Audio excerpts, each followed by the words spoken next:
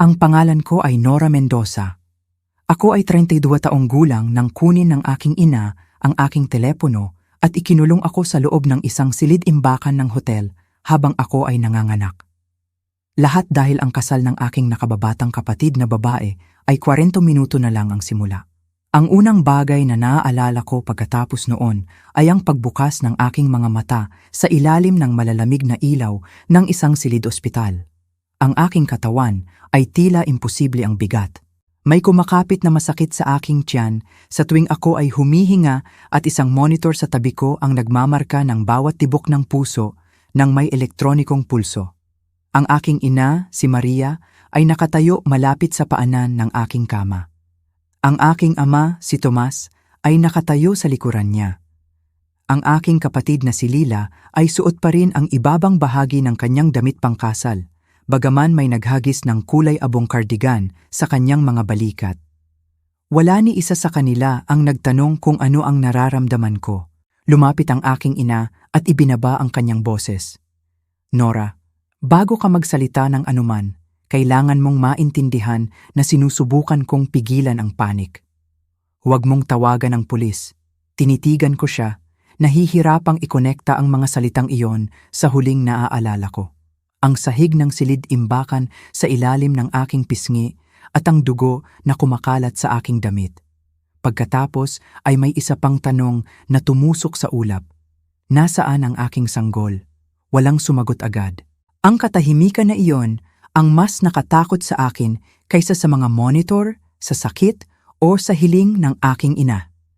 Bago pa ako makapagtanong muli, bumukas ang pinto at pumasok ang aking asawa, si Adrian. Kusot ang kanyang damit, pulang-pula ang kanyang mga mata at may hitsura sa kanyang mukha na hindi ko pa nakita sa loob ng 8 taon naming pagsasama. Tumingin siya ng direkta sa aking ina. Ang sinabi niya sunod ay nagtapos sa lahat ng dahilan na handa niya at natahimik ang buong pamilya ko. Ngunit ang pinakakatakot na bahagi ay hindi ko pa rin alam kung paano niya natuklasan ang katotohanan o kung ang pagkaantala ba ang naging dahilan ng panganib sa buhay ng aming sanggol. Bago ko sabihin kung paano ako napunta sa kama ng ospital na iyon. Mag-subscribe sa channel, i-on ang notification bell at i-like ang video kung naniniwala kang ang salitang pamilya ay hindi dapat gamitin upang bigyang katwiran ang sadyang pananakit. Dahil ang araw na iyon ay pumilit sa akin na magdesisyon kung ang pagpapanatili ng kapayapaan ng pamilya ay sulit sa panganib sa buhay ng isang bata. Upang maintindihan kung paano naniwala ang aking ina na maaari niya akong hingan ng katahimikan, kailangan nating bumalik sa Hotel Grand Escolta 40 minuto bago ang seremonya ng aking kapatid. Ako ay 38 linggo at 2 araw ng buntis. Binalaan ako ng aking obstetrician na manatiling malapit sa pangangalagang medikal at umalis agad kung makaranas ako ng regular na contraction, pagdurugo o pagkasira ng membrane. Paulit-ulit kong inulit ang mga tagubiling iyon sa aking ina at kay Lila ng higit sa 1 beses. Narinig nila ako. Naniniwala lang sila na ang kasal ay mas mahalaga kaysa sa mga iyon. Ang Hotel Grand Escolta ay isang naibalik na makasaysayang hotel na may makintab na sahig, matataas na bintana at mga service corridor na nakatago sa likod ng mga dekoratibong pinto. Ang ballroom ng seremonya ay napuno na ng puting bulaklak at gintong upuan. Dumating na ang mga bisita sa ibaba habang nagmamadali ang mga vendor sa pagitan ng ballroom at reception area. Ginugol ko ang karamihan ng umaga sa bridal area sa pagtupad ng mga responsibilidad na ayaw alisin ni Lila sa akin. Sa tuwing uupo ako, may kailangan ng pagsuri sa singsing, direksyon sa kamag-anak o sagot sa vendor. Si Maria ay gumagalaw sa hotel gamit ang temporary access card na ibinigay sa kanya ng venue bilang event coordinator ng pamilya. Kontrolado niya ang schedule, ang mga dekorasyon, ang mga ligtas na gamit at halos lahat ng desisyon. Ganito ang sistema ng aming pamilya. Ang aking ina ang nagpasya kung ano ang mahalaga. Iniiwasan ng aking ama ang hindi pagsang-ayon sa kanya. Ang emosyon ni Leila ang naging emergency ng lahat. Ako ang naging taong inaasahang mag-ayos ng anumang natitira. Sobra ka na. Sinabi iyon ni Adrian sa akin noong umagang iyon. Nakatayo siya malapit sa pintuan ng bridal room. Pinapanood akong pinipindot ang kamay sa aking lower back. Promise ko, Lila, sabi ko. Pinangako mo rin sa akin na aalis ka kung may mali. Oo! Pinag-aralan niya ang aking mukha na parang gusto niyang hamunin ang sagot na yon. Pero alam niya kung ano ang nangyayari tuwing direktang hinarap niya ang pamilya ko. Inakusahan siya ng aking ina na pinipilit akong labanan sila at ilang araw akong nakaramdam ng guilt sa gulo na hindi ko nilikha. Hinawakan ni Adrian ng banayad ang aking braso. Isang mensahe, sabi niya. Yun lang, agad akong pupunta. Tumango ako. Lumitaw si Maria sa likuran niya bago ako makasagot. Nakaupo na ang mga bisita, sabi niya. Adrian, kailangan mong bumaba. Kailangan tulungan ni Nora si Lila sa huling paghahanda. Kailangan niyang umupo. Nakaupo naman siya. Nakaupo nga ako. Tumingin si Adrian sa akin sa halip na sa aking ina. Binigyan ko siya ng maliit na reassuring smile na pinagbuti ko ng mga taon. Ang ngiti na nagsasabi sa lahat na kaya kong hawakan ang higit sa dapat kong hawakan. Nag-aatubili siyang umalis papuntang ballroom. Lumabas si Laila mula sa likod ng dressing screen ilang sandali pagkatapos. Perpekto ang pagkakasya ng kanyang gown, nakapin ang kanyang buhok at humigpit ang kanyang ekspresyon nang mapansin niya akong nakasandal sa mesa. Hindi ka naman mawawala sa akin, di ba? Tanong niya. Nandito lang ako. Dahil sabi ni Mama na unpredictable ang pagbubuntis, hindi nagtatanong ang kapatid ko kung maayos ba ako. Nagtatanong siya kung balak bang abalahin ng katawan ko ang kanyang araw. Kung may mangyari, sasabihin ko, sabi ko. Kailangan ko lang na makayanan mo ang seremonya, makapagpahinga ka pagkatapos. Narinig siya ni Maria. Sa halip na ituwid siya, tiningnan niya ang schedule sa kanyang kamay. 40 minuto, anunsyo niya. Kailangan manatiling focused ang lahat. Dumating ang unang contraction bago pa niya matapos ang pangungusap.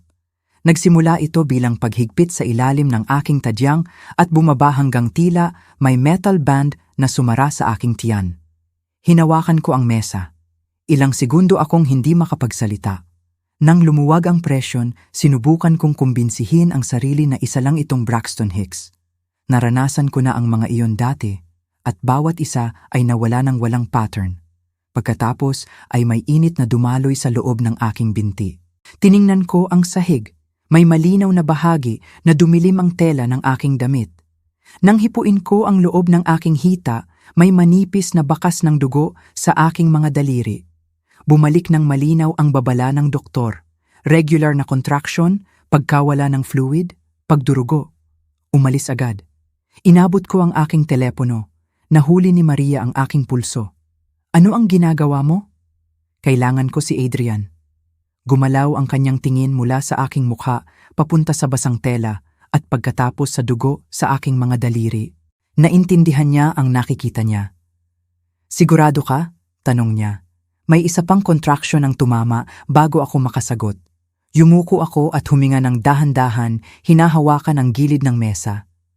Mas malakas ito.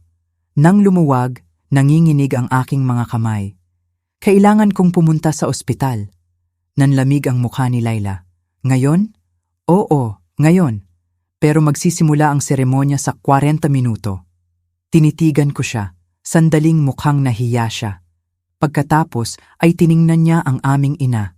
Nagbago ang ekspresyon ni Maria sa kalmado, kontroladong maskara na isinusuot niya tuwing hindi sumusunod ang realidad sa kanyang schedule.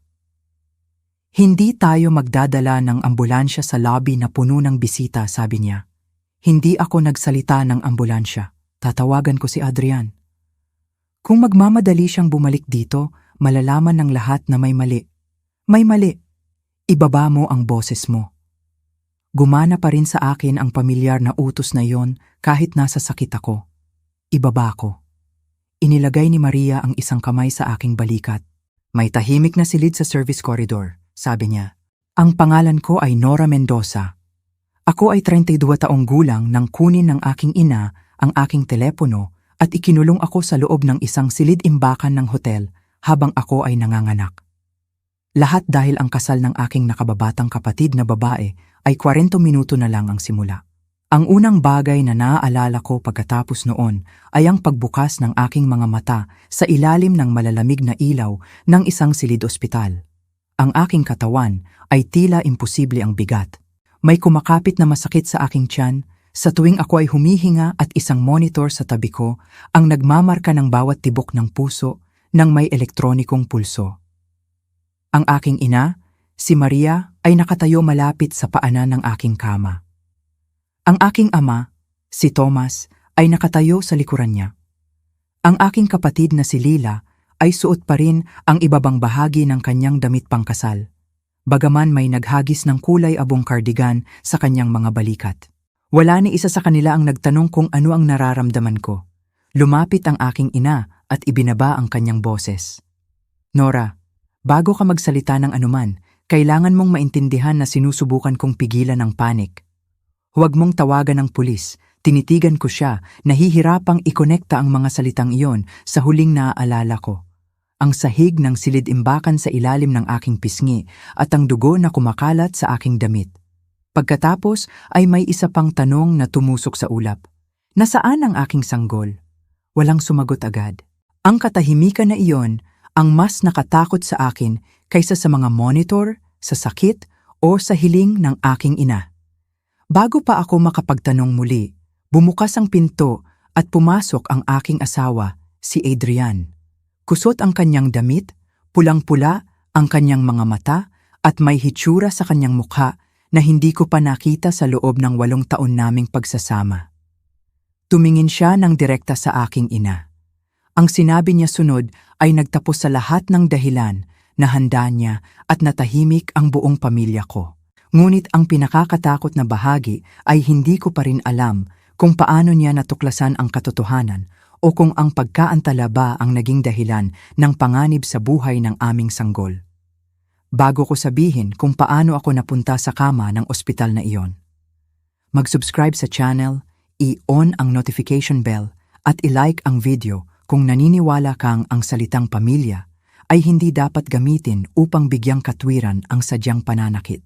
Dahil ang araw na iyon ay pumilit sa akin na magdesisyon kung ang pagpapanatili ng kapayapaan ng pamilya ay sulit sa panganib sa buhay ng isang bata. Upang maintindihan kung paano naniwala ang aking ina na maaari niya akong hingan ng katahimikan, kailangan nating bumalik sa Hotel Grand Escolta 40 minuto bago ang seremonya ng aking kapatid. Ako ay 38 linggo at 2 araw ng buntis. Binalaan ako ng aking obstetrician na manatiling malapit sa pangangalagang medikal at umalis agad kung makaranas ako ng regular na contraction, pagdurugo o pagkasira ng membrane. Paulit-ulit kong inulit ang mga tagubiling iyon sa aking ina at kay Lila ng higit sa 1 beses. Narinig nila ako. Naniniwala lang sila na ang kasal ay mas mahalaga kaysa sa mga iyon. Ang Hotel Grand Escolta ay isang naibalik na makasaysayang hotel na may makintab na sahig, matataas na bintana at mga service corridor na nakatago sa likod ng mga dekoratibong pinto. Ang ballroom ng seremonya ay napuno na ng puting bulaklak at gintong upuan. Dumating na ang mga bisita sa ibaba habang nagmamadali ang mga vendor sa pagitan ng ballroom at reception area. Ginugol ko ang karamihan ng umaga sa bridal area sa pagtupad ng mga responsibilidad na ayaw alisin ni Lila sa akin. Sa tuwing uupo ako, may kailangan ng pagsuri sa singsing, direksyon sa kamag-anak o sagot sa vendor. Si Maria ay gumagalaw sa hotel gamit ang temporary access card na ibinigay sa kanya ng venue bilang event coordinator ng pamilya. Kontrolado niya ang schedule, ang mga dekorasyon, ang mga ligtas na gamit at halos lahat ng desisyon. Ganito ang sistema ng aming pamilya. Ang aking ina ang nagpasya kung ano ang mahalaga. Iniiwasan ng aking ama ang hindi pagsang-ayon sa kanya. Ang emosyon ni Leila ang naging emergency ng lahat. Ako ang naging taong inaasahang mag-ayos ng anumang natitira. Sobra ka na. Sinabi iyon ni Adrian sa akin noong umagang iyon. Nakatayo siya malapit sa pintuan ng bridal room. Pinapanood akong pinipindot ang kamay sa aking lower back. Promise ko, Lila, sabi ko. Pinangako mo rin sa akin na aalis ka kung may mali. Oo! Pinag-aralan niya ang aking mukha na parang gusto niyang hamunin ang sagot na yon. Pero alam niya kung ano ang nangyayari tuwing direktang hinarap niya ang pamilya ko. Inakusahan siya ng aking ina na pinipilit akong labanan sila at ilang araw akong nakaramdam ng guilt sa gulo na hindi ko nilikha. Hinawakan ni Adrian ng banayad ang aking braso. Isang mensahe, sabi niya. Yun lang, agad akong pupunta. Tumango ako. Lumitaw si Maria sa likuran niya bago ako makasagot. Nakaupo na ang mga bisita, sabi niya. Adrian, kailangan mong bumaba. Kailangan tulungan ni Nora si Lila sa huling paghahanda. Kailangan niyang umupo. Nakaupo naman siya. Nakaupo nga ako. Tumingin si Adrian sa akin sa halip na sa aking ina. Binigyan ko siya ng maliit na reassuring smile na pinagbuti ko ng mga taon. Ang ngiti na nagsasabi sa lahat na kaya kong hawakan ang higit sa dapat kong hawakan. Nag-aatubili siyang umalis papuntang ballroom. Lumabas si Lila mula sa likod ng dressing screen ilang sandali pagkatapos. Perpekto ang pagkakasya ng kanyang gown, nakapin ang kanyang buhok, at humigpit ang kanyang ekspresyon nang mapansin niya akong nakasandal sa mesa. Hindi ka naman mawawala sa akin, di ba? Tanong niya. Nandito lang ako. Dahil sabi ni Mama na unpredictable ang pagbubuntis, hindi nagtatanong ang kapatid ko kung maayos ba ako. Nagtatanong siya kung balak bang abalahin ng katawan ko ang kanyang araw. Kung may mangyari, sasabihin ko, sabi ko. Kailangan ko lang na makayanan mo ang seremonya, makapagpahinga ka pagkatapos. Narinig siya ni Maria. Sa halip na ituwid siya, tiningnan niya ang schedule sa kanyang kamay.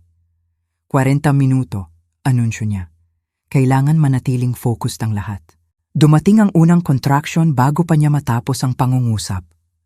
Nagsimula ito bilang paghigpit sa ilalim ng aking tadyang at bumaba hanggang tila may metal band na sumara sa aking tiyan.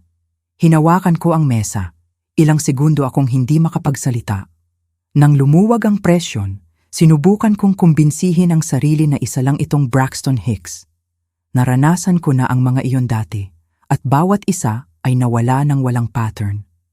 Pagkatapos ay may init na dumaloy sa loob ng aking binti. Tiningnan ko ang sahig. May malinaw na bahagi na dumilim ang tela ng aking damit. Nang hipuin ko ang loob ng aking hita, may manipis na bakas ng dugo sa aking mga daliri. Bumalik ng malinaw ang babala ng doktor. Regular na contraction, pagkawala ng fluid, pagdurugo. Umalis agad. Inabot ko ang aking telepono. Nahuli ni Maria ang aking pulso. Ano ang ginagawa mo? Kailangan ko si Adrian. Gumalaw ang kanyang tingin mula sa aking mukha papunta sa basang tela at pagkatapos sa dugo sa aking mga daliri. Naintindihan niya ang nakikita niya. Sigurado ka? Tanong niya. May isa pang contraction ang tumama bago ako makasagot. Yumuko ako at huminga ng dahan-dahan, hinahawakan ang gilid ng mesa. Mas malakas ito. Nang lumuwag, nanginginig ang aking mga kamay. Kailangan kong pumunta sa ospital. Nanlamig ang mukha ni Laila. Ngayon? Oo, ngayon. Pero magsisimula ang seremonya sa 40 minuto. Tinitigan ko siya. Sandaling mukhang nahiya siya. Pagkatapos ay tiningnan niya ang aming ina. Nagbago ang ekspresyon ni Maria sa kalmado, kontroladong maskara na isinusuot niya tuwing hindi sumusunod ang realidad sa kanyang schedule.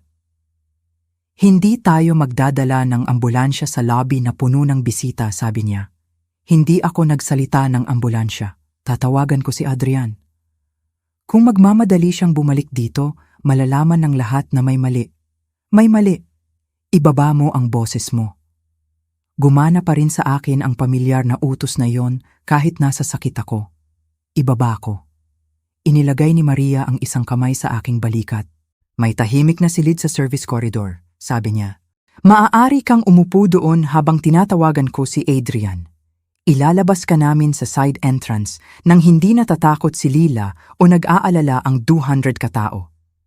Dapat ay tumanggi ako. Dapat ay tinawagan ko si Adrian bago pa ako gumalaw. Pero kontrolado ng aking ina ang bawat krisis na naaalala ko. Kahit hindi ako sumasang-ayon sa kanyang paraan, may bahagi pa rin sa akin na naniniwala na hindi niya sadyang ilalagay ang aking katawan sa panganib. Pinayagan ko siyang gabayan ako palabas ng bridal area. Nanatili si Lila sa tabi ng salamin. Isang kamay ang pinipindot sa harap ng kanyang damit. Hindi siya sumunod. Mas malamig at mas tahimik ang service corridor kaysa sa mga pampublikong silid. Ang musika mula sa ballroom ay umabot lang bilang muffled vibration sa mga dingding. Mabilis na naglakad si Maria. Kailangan kong huminto sa kalahati ng corridor nang may isa pang contraction ang humawak sa aking katawan. Tiningnan niya ang mga pinto ng ballroom sa halip na sa akin. Nawawalan tayo ng oras. Nanganganak ako, Ma. Hindi ito ginagawa ko sa inyo. Alam ko. Pero sinabi niya ito nang may impasyensya, hindi pag-aalala. Sa dulo ng corridor, pinindot niya ang kanyang temporary credentials sa reader sa tabi ng kulay abong pinto. Kumislap ang berdeng ilaw at bumuka ang kandado. Ang silid sa kabila ay naglalaman ng mga nakasalansan na linen, selyadong kahon ng dekorasyon, ekstrang floral stand, lalagyan ng regalo at personal na gamit ng pamilya na itinago mula sa mga bisita. Walang bintana, walang telepono. Ito ay silid-imbakan, sabi ko. Pribado ito. Umupo ka ng 8 minuto habang tinatawagan ko si Adrian. Hawak ko pa ang telepono. Ako na ang tatawag sa kanya. Inabot ni Maria ang telepono.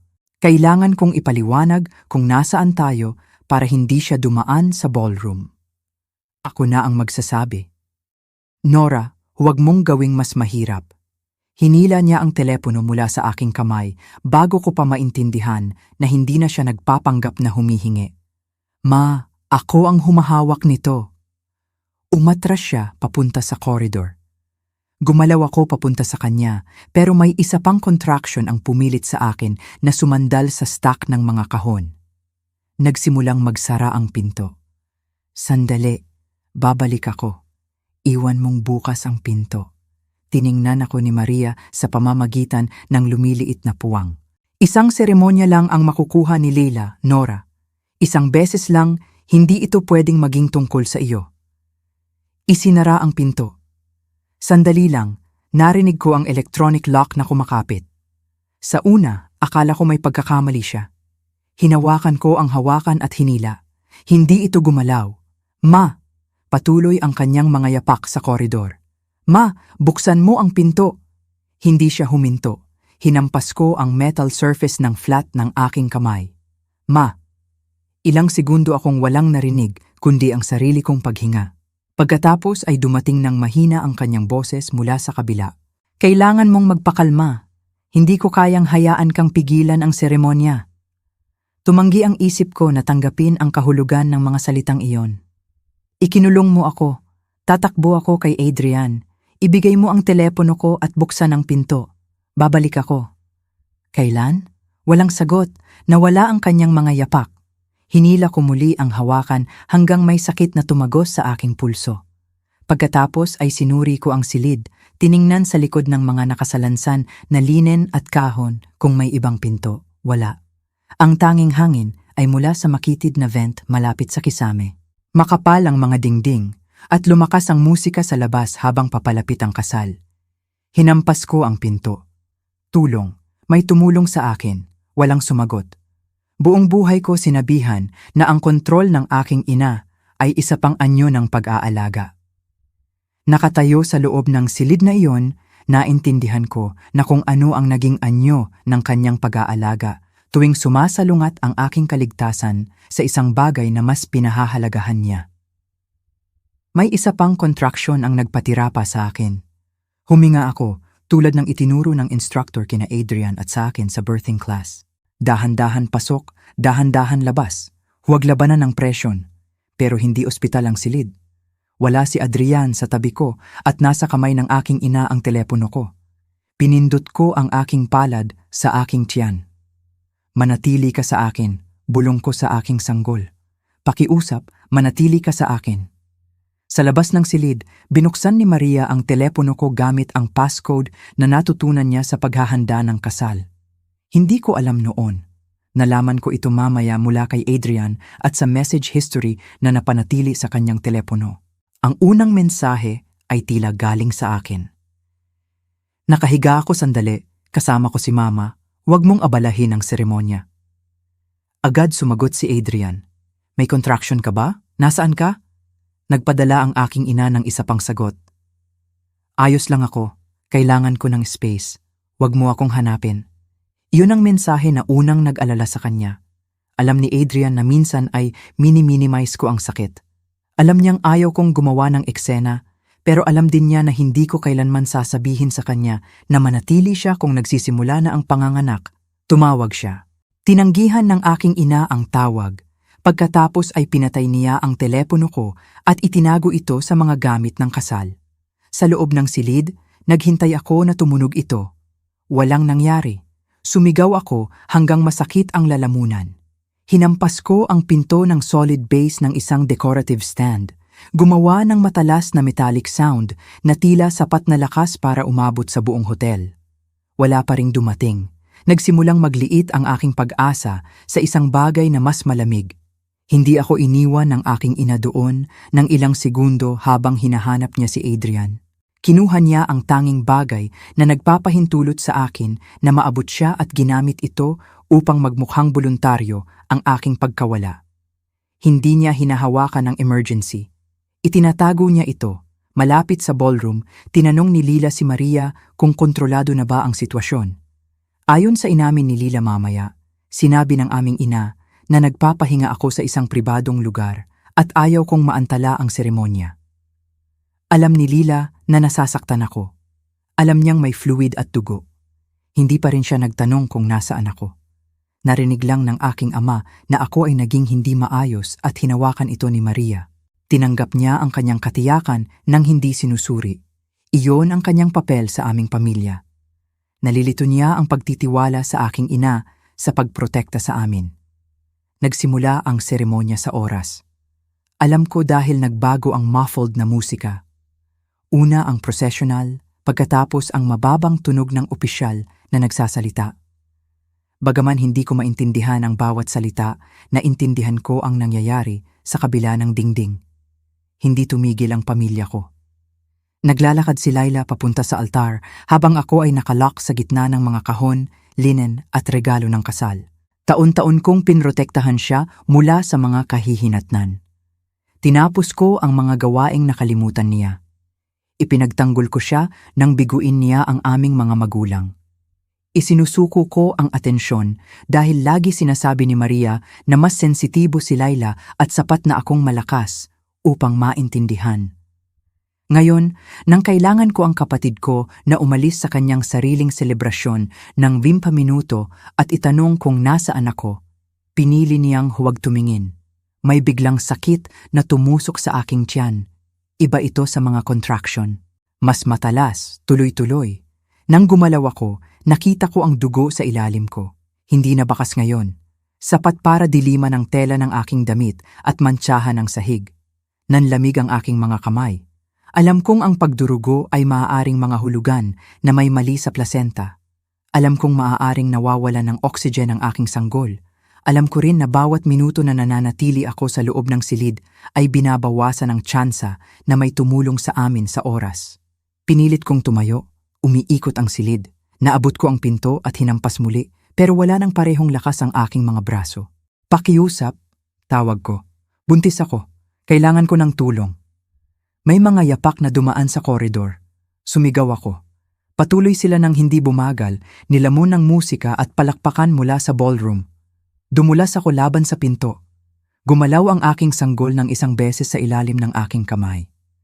Pagkatapos, sa tila hindi matiis na tagal, wala akong naramdaman. Sa ibaba, binasa muli ni Adrian ang pangalawang mensahe. Huwag mo akong hanapin. Hindi ako ang nagsasalita sa mga salita. Hindi rin ang ideya na papatayin ko ang telepono ko pagkatapos sabihin sa kanya na maaaring hindi ako maayos. Umalis siya sa upuan at bumalik sa bridal area. Wala ako doon. Nasa seremonya na si Laila. Naharang siya ni Maria bago siya makapasok sa service side ng hotel. Nasaan si Nora? Tanong niya. Humiling siya ng privacy. Saan? Nagpapahinga siya. Sa aling silid? Hindi direktang sumagot si Maria. Sinabi niya na emosyonal ako, na mas lalo niyang papangiti ng sitwasyon at tiyak kong hiniling ko sa kanya na huwag makialam sa seremonya. Ipinakita ni Adrian ang mga mensahe. Kung gusto ni Nora ng privacy, sasagutin pa rin niya ako. Pinatay niya ang telepono. 38 linggo ng buntis ang asawa ko. Bakit mo siya hinayaang patayin ang telepono? Lumapit si Thomas matapos mapansin ang paghaharap. Adrian, sinabi ng iyong biyenan na inaasikaso si Nora.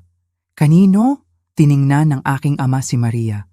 Ang pag-aatubili na iyon ang nagsabi kay Adrian ng lahat na hindi na isabi ng kanyang katiyakan. Sinuri niya ang bridal room, mga kalapit na restroom at public hallway. Walang nakakita sa lobby. Nang tanungin niya si Laila sa unang available na break ng seremonya, inulit niya ang parehong paliwanag. Hinawakan ni Mama. Huminto si Adrian sa paghingi ng permiso sa pamilya ko upang mag-alala. Natagpuan niya si Rachel Tan, Operations Manager ng Hotel Grand Escolta, at sinabi sa kanya na nawala ang kanyang full-term na buntis na asawa sa loob ng hotel.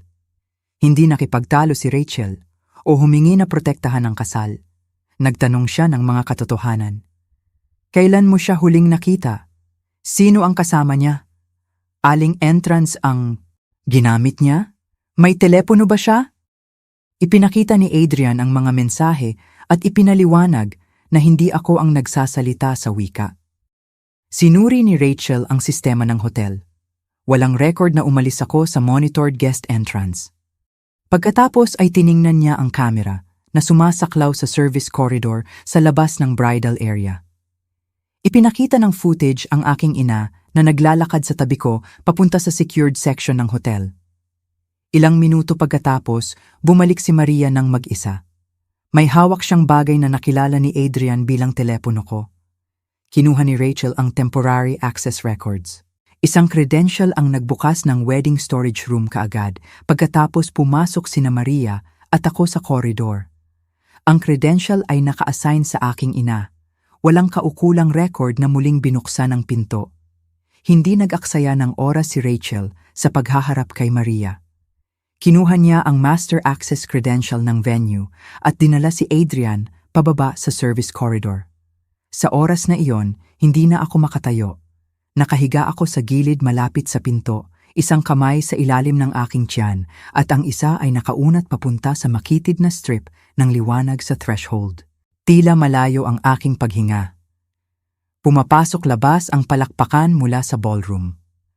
Akala ko narinig ko ang tawag ni Adrian sa pangalan ko, pero hindi ko masabi kung totoo ang tunog. Ang huling naaalala ko ay ang malamig na sahig sa aking pisngi. Pagkatapos ay bumuka ang kandado. Binuksan ni Rachel ang pinto at natagpuan akong walang malay. Nakita muna ni Adrian ang dugo. Sandaling hindi siya gumalaw. Pagkatapos ay bumagsak siya sa tabi ko habang tinatawag ni Rachel ang emergency services at inutusan ng staff na linisin ang service entrance. Sinabi niya sa dispatcher na full term ako, walang malay, dumudugo, at natagpuan sa loob ng secured room. Dumating ang mga paramedic sa side entrance na gusto ng aking ina na gamitin upang protektahan ang kasal mula sa kahihiyan. Ngayon, hindi sila dumating ng discreet. Hinarang ng staff ng hotel ang corridor. Nagsimulang magtanong ang mga bisita. Hindi na ma-insulate ang seremonya mula sa nangyari sa ilang silid ang layo. Habang inaangat ako ng mga paramedic sa stretcher, sinubukan ni Adrian na sumunod.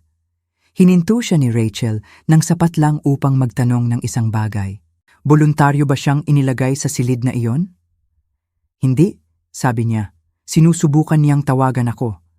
Tiningnan ni Rachel ang nakalock na pinto, ang access record sa kanyang tablet at ang dugo sa sahig. Pinanatili niya ang corridor footage. Sinigurado niya ang access logs. Pagkatapos, ay gumawa siya ng independent report sa pulis.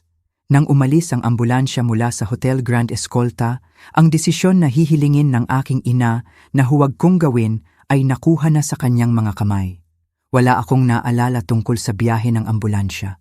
Lahat ng alam ko tungkol dito ay galing mamaya kay Adrian sa ulat ng mga paramedic at sa mga doktor na nag-alaga sa akin. Nakarating ang ambulansya sa ospital na wala pa akong malay.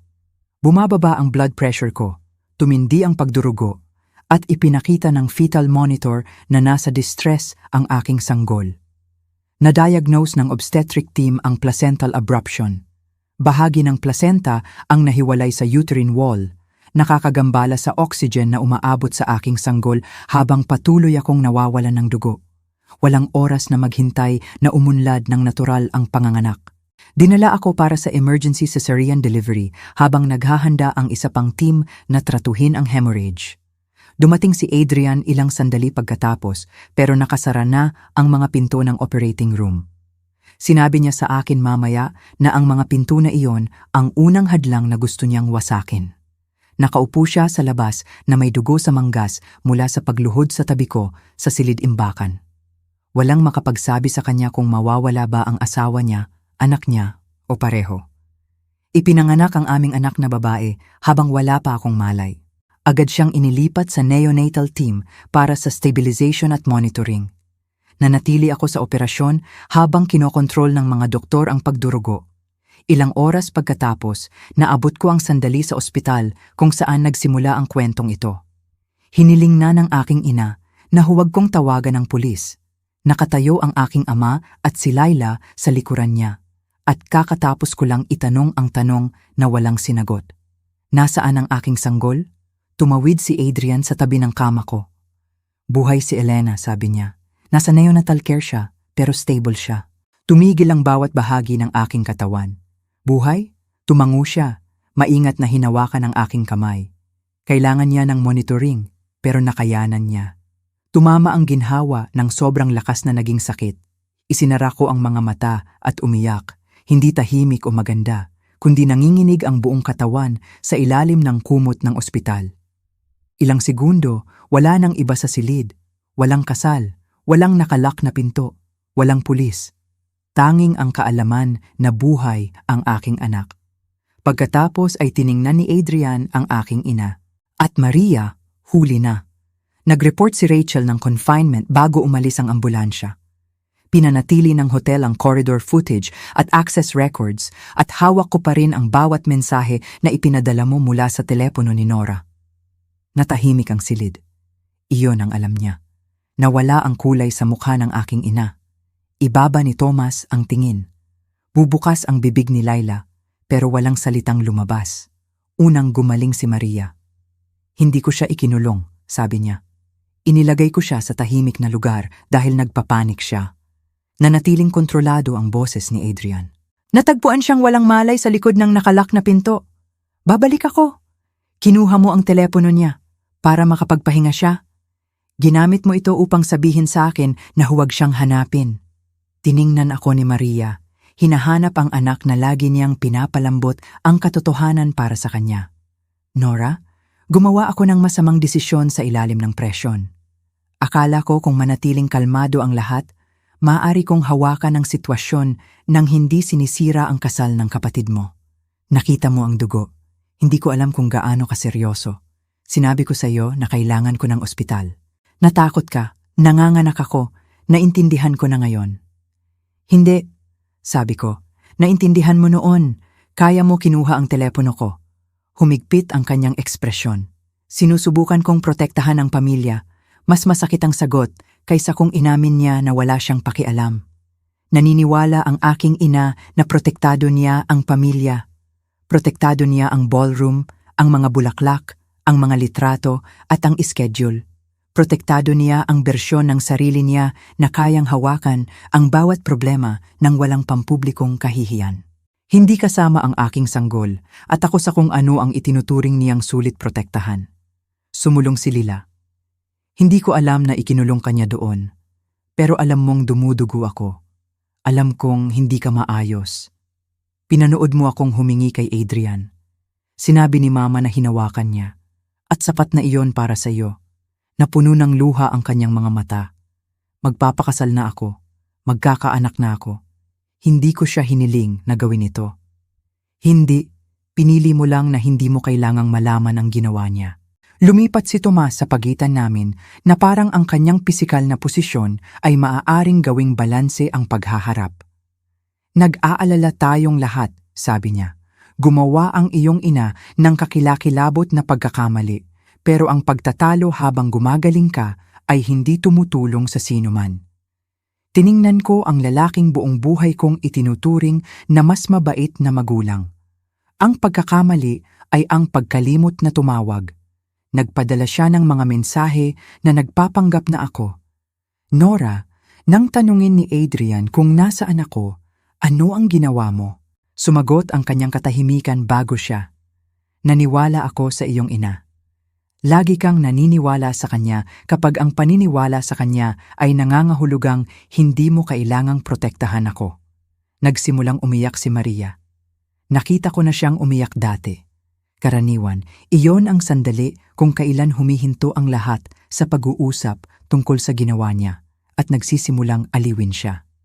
Sa pagkakataong ito, walang gumalaw. Pumasok ang nurse matapos marinig ang aming malakas na boses at hiniling na umalis ang pamilya ko. Sinubukan ni Maria na igiit na siya ang aking ina na parang ang relasyong iyon ay nagbibigay sa kanya ng automatic access sa silid ospital ko. Sinabi ko sa nurse na gusto kong alisin ang tatlo. Pakiramdam ko ay dayuhan ang mga salita sa bibig ko. Tinitigan ako ng aking ina. Hindi mo yata sinasadya. Sinasadya ko. Nora, pakiusap isipin mo kung ano ang ginagawa mo sa pamilyang ito. Tiningnan ko si Adrian pagkatapos ang walang laman na espasyo sa tabi ng kama ko kung saan sana ay si Elena. Ginagawa ko. Pagkatapos nilang umalis, ipinaliwanag ng obstetrician ang nangyari. Ang abruption mismo ay hindi maaaring iugnay ng buo sa confinement. Maaaring nagsimula ito kahit saan man ako, pero ang pagkaantala ay nagpahintulot sa pagdurugo at fetal distress na magpatuloy ng walang medikal na interbensyon. Kung nakarating ako sa ospital nang magsimula ang mga sintomas, magkakaroon ang mga doktor ng mas maraming oras at opsyon. Walang makapangako pa na nakatakas si Elena sa permanenteng pinsala. Kailangan niya ng patuloy na obserbasyon at follow-up examination. Nahaharap din ako sa mahabang pisikal na paggaling mula sa operasyon at pagkawala ng dugo. Maingat na inihayag ng doktor ang mga katotohanang iyon. Pero isang pangungusap ang nanatiling nakabaon sa isip ko. Ang mas maagang interbensyon ay magbabawas ng panganib. Hindi nilikha ng aking ina ang bawat bahagi ng emergency. Pinili niyang pigilan ako sa pagtanggap ng tulong sa panahon nito. Kinabukasan, dinala ako ni Adrian upang makita si Elena. Sapat pa akong mahina upang kailanganin ang wheelchair. Bawat galaw ay humihila sa aking insisyon. Pero halos hindi ko napansin nang makita ko siya sa loob ng neonatal unit. Tila imposible ang liit niya sa ilalim ng mga monitor. May hospital identification band sa kanyang bukong-bukong. Isa pang band sa aking pulso ang naglalaman ng matching information na nagpapakilala sa akin bilang kanyang ina. Inilagay ko ang kamay sa bukas at hinawakan ang kanyang mga daliri. Isinara nila ang paligid ng akin. Doon naging malinaw ang buong bigat ng aking desisyon. Hanggang noon, may bahagi pa sa akin na nag-iisip tulad ng anak ni Maria. Nag-aalala ako sa investigasyon kung ano ang sasabihin ng mga kamag-anak kung ang aking kooperasyon ay magpapadala sa aking ina sa bilangguan at kung ako ay sisihin sa pagsira ng pamilya. Pero hindi kailangan ni Elena na maging mabuting anak ako kay Maria. Kailangan niya akong maging kanyang ina. Hindi ko siya matuturuan na ang pagmamahal ay nangangahulugang protektahan ang mga taong naglalagay sa kanya sa panganib. Hindi ko siya masasabihan isang araw na ang loyalty sa pamilya ay nangangailangan ng katahimikan habang hinihiling sa kanya na magtiwala sa akin sa kanyang kaligtasan. Hindi kailangan ng pulis ang agarang statement mula sa akin. Ang ulat ni Rachel, ang security footage at ang access records ay sapat na upang simulan ang investigasyon. Nagbigay iyon sa akin ng oras upang gumaling bago magdesisyon kung gaano ako ganap na makikipagtulungan. Ang ebidensya ay nangangahulugan din na hindi na makokontrol ng aking ina ang pinaniniwalaan ng lahat. Ipinakita ng corridor footage ang paggabay niya sa akin papunta sa secured section ng hotel. Ipinakita nito ang pagbabalik niya ng mag-isa na may hawak na telepono ko. Naitala ng access system ang kanyang temporary credential na nagbukas ng storage room. Walang pangalawang access entry hanggang sa buksan ni Rachel ang pinto. Itinatag ng ceremony schedule kung gaano katagal akong nawala habang nagpatuloy ang pamilya sa kasal. Napanatili ng telepono ni Adrian ang bawat mensahe na ipinadala ni Maria habang nagpapanggap bilang ako. Tumugma ang timestamps sa panahon nang hinahampas ko ang pinto at tumatawag ng tulong. Natagpuan ang telepono ko sa mga secured wedding belongings, naka-off. Bawat pagpili ay may timestamp. Maaaring tawagin ito ng aking ina na panic. Maaaring tawagin niya itong kalituhan o pagtatangka na panatilihin akong kalmado. Ipinakita ng records ang progression. Kinuha niya ang telepono ko. Ikinulong niya ang pinto. Ipinadala niya ang unang maling mensahe.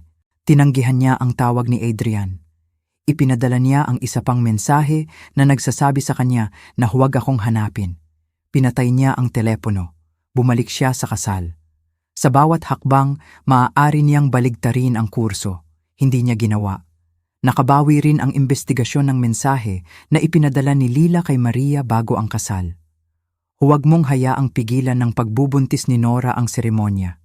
Hindi ko kayang maging tungkol sa kanya muli ang lahat. Hindi nito napatunayan na hiniling ni Lila sa aming ina na ikulong ako sa silid. Hindi niya inaasahan o hiniling iyon. Pero ipinaliwanag nito kung ano ang pinoprotektahan ni Maria. Nang hinarap ko si Lila tungkol sa mensahe, agad niyang ipinagtanggol ang sarili. Kinakabahan ako, sabi niya sa telepono. Hindi ko sinasadya na saktan ka ni Mama. Hiniling mo sa kanya na pigilan ang pagbubuntis ko sa pagsira ng kasal. Ibig kong sabihin ay panatilihin niyang kalmado ang mga bagay.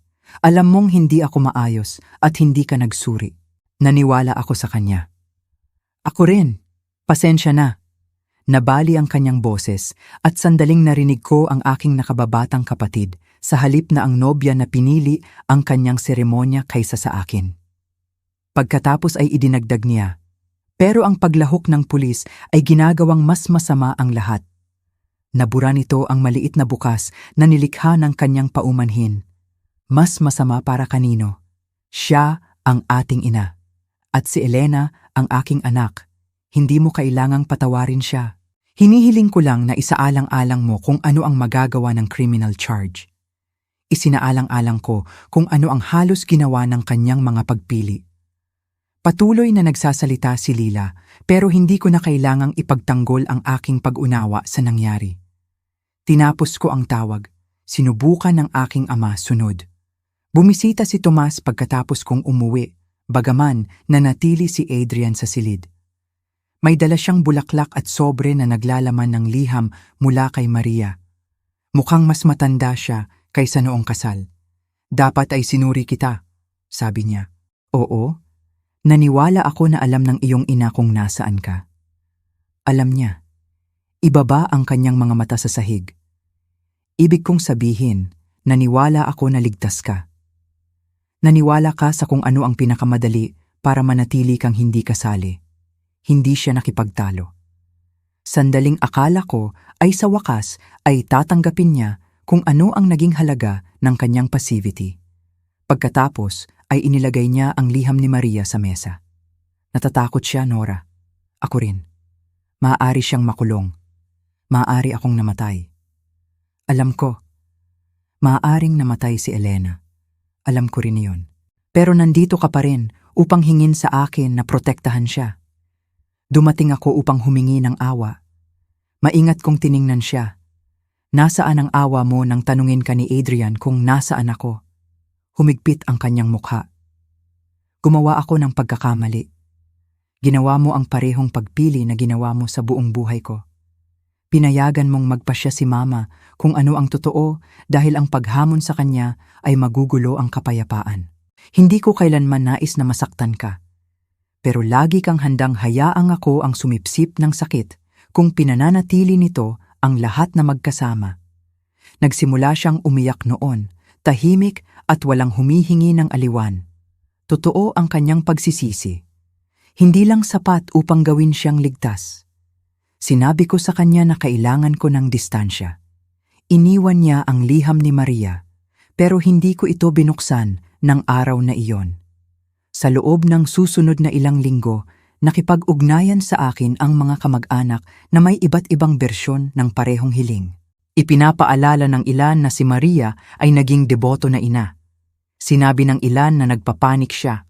Binalaan ng iba na ang kooperasyon ay magpapahiya sa buong pamilya at permanente ng sisira sa mga alaala ni Lila sa kanyang kasal. Walang makapagpaliwanag kung bakit ang pagpapanatili ng mga alaala na iyon ay nangangailangan sa akin na manatiling tahimik tungkol sa halos pagkawala ng aking anak. Gayunpaman, umabot ang kanilang mga salita sa pinakamahina na bahagi ko.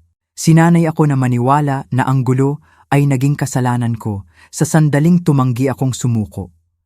Sa gabi, gising ako na iniisip kong dapat kong bawasan ang aking statement. Naiisip ko ang aking ina sa korte.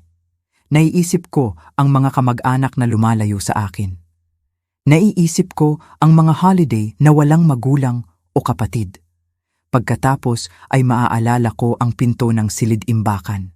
Maaalala ko ang pagtawag ng tulong habang patuloy ang musika sa kabila ng dingding. Hindi kailanman sinabi ni Adrian kung anong desisyon ang gagawin. Kung ayaw mong makipagtulungan, irerespeto ko iyon, sabi niya. Kung oo, nasa tabi kita, pero ang pagpili na ito ay dapat sa iyo, hindi sa kanila at hindi sa akin. Ano ang gagawin mo? Sasabihin ko ang katotohanan. Hindi iyon ang pareho ng pagpapasya kung dapat bang parusahan ng iyong ina.